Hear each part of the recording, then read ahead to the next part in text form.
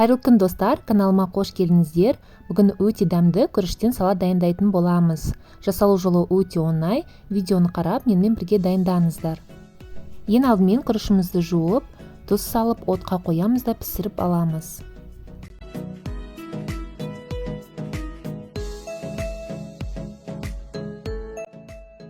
Бул салатка кыяр, жүгөрү, жумуртка, краб таякчалары жана майонез керек болот.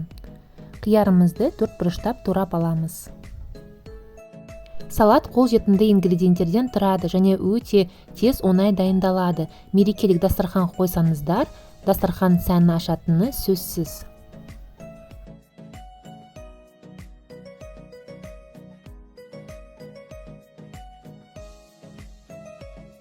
Содан кийин краб таякчаларын осулай 4 буручтап турап, салатыбызга салатын боламыз.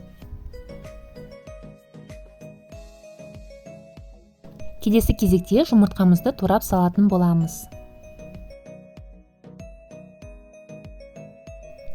Енді салатымызга кичине күрүчүбүздү суутуп саламыз да, үстүнө жүгөрүнү салып, туздап, майонез куюп, жакшылап аралаштырып, салатты дайындайбыз.